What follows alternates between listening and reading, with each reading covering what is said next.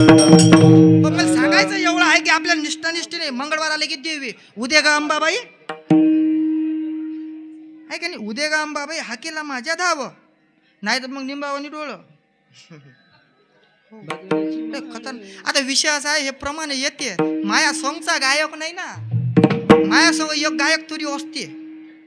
मला पाकिट नाही दिलं तर घोर नाही, मी त्याला माया पाकिट देत असतो पण त्याला सांगून येत असतो. काहून हे आता असं प्रमाण आले का नाही, मला म्हणता येत नाही. मी वाजवतो काही पण मला म्हणता येत नाही. माया अटकेल असं आहे. बरं सबन देव भेटत नाही ना, सबन गोष्टी कशा काय भेटणार आहे. मी पकवाजही वाजवतो, मी ढोलकही वाजवतो, मी तबलाही वाजवतो, मी नालही वाजवतो, मी वाजवतो सारं. मी कीर्तनही करतो, भागवतही करतो. मला देवाने एकच अटकून ठेवलं, फक्त म्हणता येत नाही. त्याला माहीत आहे ह्याला जर मनाचं दिलं तर हे बाकीचे जगन कसे, बाकीचे नेत नाही माणूस. मला जर म्हणता आलं असतं मी तुम्हाला मन देत होतो का. अकाल घनगडी एकट्यानंच सरा गाव एकट्यानंच जमा केला असता. हे प्रमाण मला येत नाही. माया असा आहे, माया गया नाही चांगला. मी सांगतो बरं सांगतो बरं, मस्त नाही म्हटलं मी, बरं सांगतो बरं, मला म्हणता येत नाही. एका जागेवर गेलो मी कीर्तनाले, तुमच्यासारखी एक आजीबाई बसेल होती, तुमच्यासारखी आजीबाई बसेल होती. मी कीर्तनात चालू केलं, कीर्तनात म्या चालू केली, म्हटलं मनात प्रमाण म्हटलं. म्या प्रमाण म्हटल्याबरोबर आजी रडालीच टिकली जोरात. म्या तर आजीला काहीच नाही म्हटलं बा, मी तर प्रमाण म्हणून राहिलो, म्या आजीला काहीच नाही म्हटलं. आजी एकाएकी खाऊन रडू राहिली. म्या म्हटलं नेमकं झालं काय, म्हटलं झालो काय.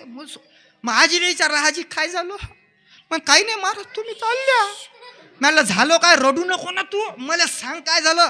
मी तुझ्या प्रत्येक प्रश्नाचं सॉल्युशन करतो, तू रडू नको फक्त. तिनं आसू गिसू पुसले मस्त. म्हटलं आजी काही कर, फक्त रडू नको तू बस. म्हटलं तू शांततेनं तू सांग, म्हटलं काय करायचं. म्हणे महाराज तुम्ही काही सांगा फक्त म्हणू नका. म्हटलं काहून आजी काय झालं हो, म्हणू काहून नाही, तुला अडचण काय. म्हणे महाराज म्हणे तुम्ही गाणं म्हटलं की मला एकाची आठवणच येते.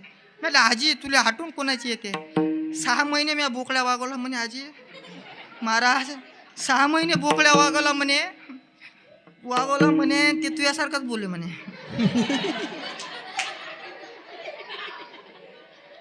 ते तुझ्यासारखाच आवाज आणि तुझ्यासारखंच म्हणे तुझ्यासारखा स्वर पकडे म्हणे.